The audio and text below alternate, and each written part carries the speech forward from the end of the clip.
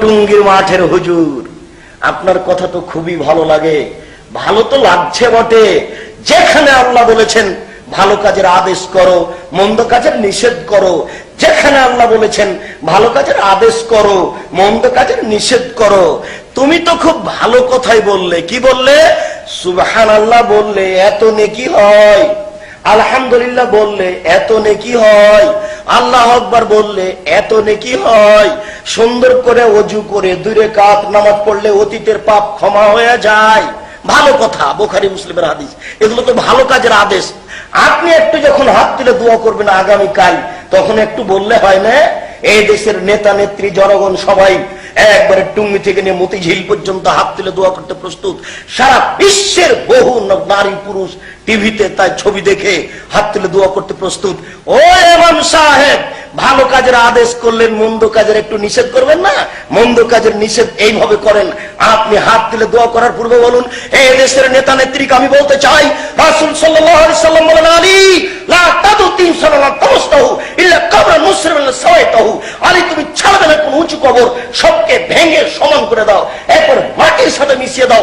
24 ঘন্টার মধ্যে বাংলাদেশে যত উঁচু কবর আছে সবকে ভেঙে সমান করে দিতে হবে। হোক না কেন শাহপরান, হোক না কেন শাহজালাল, হোক না কেন খাজা মঈনুদ্দিন চিশতি, হোক না কেন আপনার সেই গোলাপ শাহের মাজার। রাসূল আদেশ করেছেন, মুসলিম শরীফের মুসলিম গ্রন্থের হাদিস। আমি টুঙ্গির মুনাজাতে, আখেরি মুনাজাতের পূর্বে বক্তব্য বলছি, শুনুন দেশবাসী, মন্দ কাজের নিষেধ করে গেলাম। শুনুন, আল্লাহ রাসূল বলেন, আলী যত ছবি মূর্তি রয়েছে সবকে ভেঙে একাকার করে দাও। 24 ঘন্টার মধ্যে এই দেশে যত ছবি মূর্তি আছে রাস্তাঘাটে, কলেজ, বিশ্ববিদ্যালয়ে সবকে ভেঙে খান খান করে দিতে হবে, চৌচির করে দিতে হবে। ও ইমাম সাহেব, হাত তুলে দোয়া করার পরে একটু মন্দ কাজের নিষেধ করুন।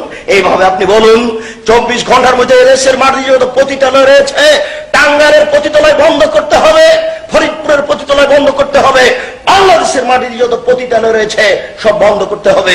24 ঘন্টার মধ্যে এই দেশের মাটিতে যত ব্যাংকিং ব্যবস্থা রয়েছে, সুদী ব্যাংক, সব বন্ধ করতে হবে। এ হলো মন্দ কাজের নিষেধ। আপনার ভালো কাজের সাথে একটু মন্দ কাজের নিষেধ থাকে না?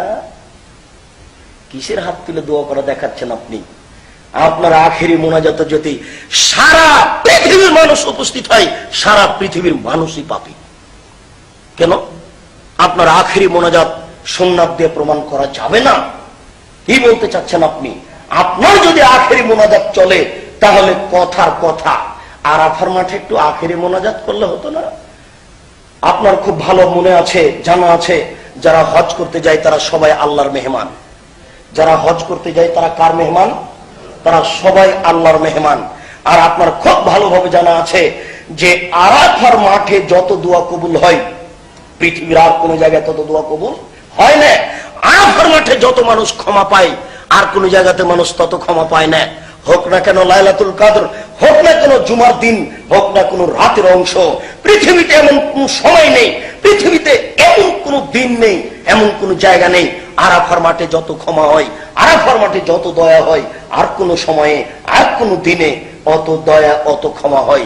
তো এবছর মোটামুটি হাজির সংখ্যা ছিলেন প্রায় 1 কোটি।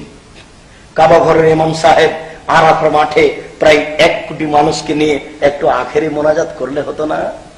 তোমার তোরাগ নদীর তীরে পেশাব পায়খানার ভিতরে আখেরি মোনাজাত চলে, আর পবিত্র জায়গাতে আল্লাহর মেহমানকে নিয়ে আখেরি মোনাজাত চলে না? রাজশাহী চাঁপাইনবাবগঞ্জের ভাষাতে তুমি কানাকে হাইকোর্ট দেখাচ্ছ? তুমি কি ধর্ম পেয়েছো রাজশাহী चांपाइनबाबगंज हवाई लड्डू? दोनों हाथ में लड्डू है, जो चाहे उसको खा ले, जो चाहे उसको छोड़ दे।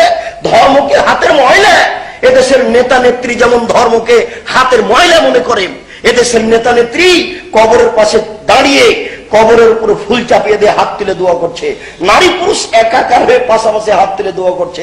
আরে নারী পুরুষ তো আছে, আছে হিন্দুও আছে, হাত তুলে দোয়া করছে। তাহলে ধর্মের এরা 5 পয়সা দাম দেয় না, ধর্ম কিছুই না এদের কাছে। ধর্ম একটা হাতের ময়লা, নিজের ইচ্ছা মতো ব্যবহার করতে হবে। এদেশের মানুষ যেমন ভেবেছে, জি না, কখনো নয়। ধর্ম একজন মানুষের কথাতে চলে। বলেন তো তার নাম কি? তার নাম মুহাম্মদ সাল্লাল্লাহু আলাইহি সাল্লাম। পৃথিবীর কোন মানুষের কথা দিয়ে ধর্ম চলে না। অতএব বলছি